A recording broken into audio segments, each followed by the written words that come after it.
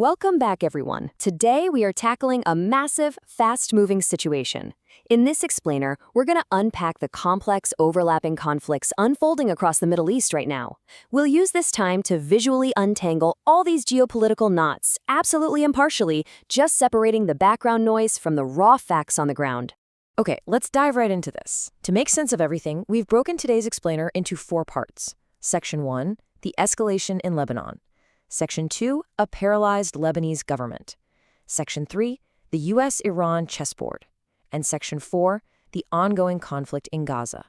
But look, before we get into the high-level macro geopolitics, we really need to ground this crisis in the actual human cost. Down in the Bekaa Valley village of Mashkara, rescue crews were frantically digging through dirt and concrete when they pulled a 7-year-old boy named Mohammed to safety from the rubble. He was rushed to the hospital in surprisingly good spirits, completely unaware at the time that his father and 2 sisters had been killed in the strike.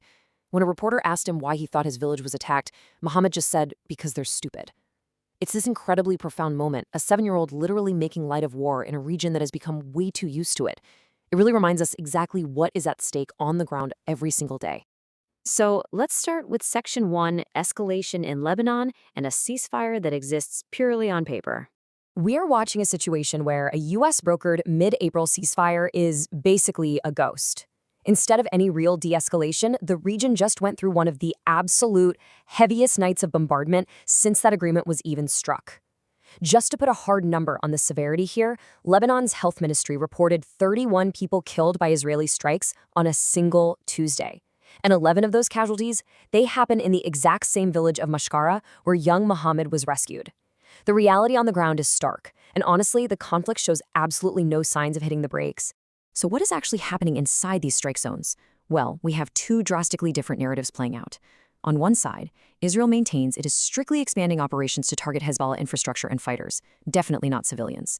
But on the flip side, local village officials are stating that civilian targets are absolutely taking the brunt of the damage. Reporters on the ground describe this constant, nerve-wracking presence of drones overhead and incoming jets. And a crucial detail to remember, these bruising strikes just continued straight through the holy Eid al-Adha holiday. Not even a 4-day period of celebration was spared.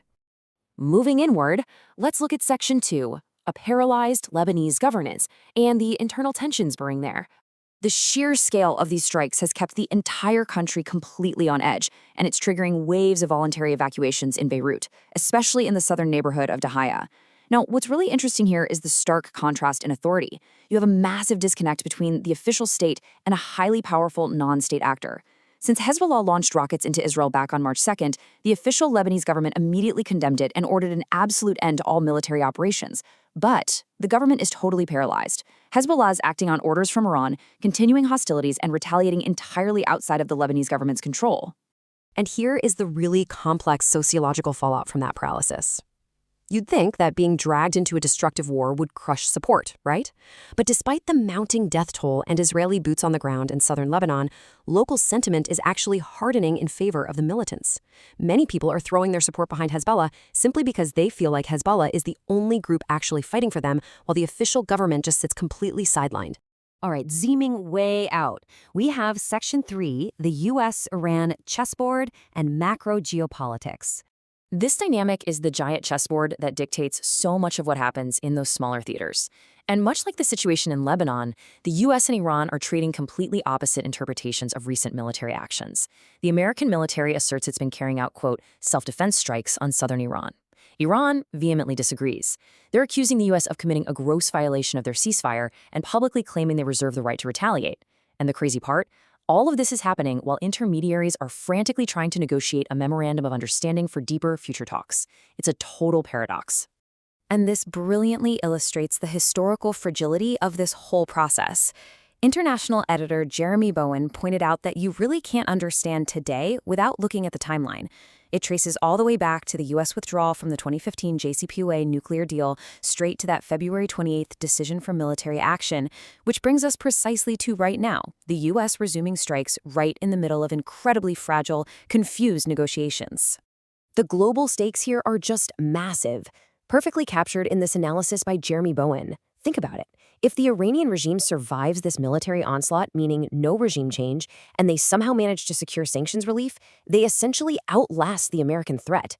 If they emerge stronger than they were when the U.S. went to war on February 28th, that represents a profound, serious strategic defeat for America. It's a fundamental shift that impacts the balance of power globally, not just in the Middle East. Which brings us to Section 4, the ongoing conflict in Gaza, the original theater. While the whole world anxiously watches the escalations in Lebanon and the brinkmanship with Iran, we absolutely cannot forget this foundational conflict. Gaza remains devastatingly active. Just recently, a pair of airstrikes hit a residential building right in Gaza City. This was in one of the city's busiest market areas, packed with shoppers preparing for Eid al-Adha. Local medics reported at least 3 people were killed and 12 injured in the blasts. Israel stated the specific target was Mohammed Oda, a Hamas-armed wing commander, who Israeli officials described as one of the key architects of the October 7th attacks. And this brings our entire explainer full circle to our main overarching theme, failed diplomatic resolutions. That ceasefire agreed upon back in October, it's been repeatedly violated. It is completely stalled out and failing to progress to any next phase, largely because Hamas firmly refuses to disarm. So from Lebanon to Iran to Gaza, we are seeing the exact same story. Papers are signed and agreements are made, and they just evaporate upon contact with the reality on the ground. So as we wrap up this explainer today, I really want to leave you with this final crucial question to think about. If the diplomatic process continues to just completely break down, if de-escalation fails across Gaza and Lebanon, and the Iranian regime ultimately survives and emerges stronger, what does a global strategic defeat for the United States actually look like in practice? Literally, how does the global order rearrange itself the day after? Think about that as you continue to watch these fronts develop.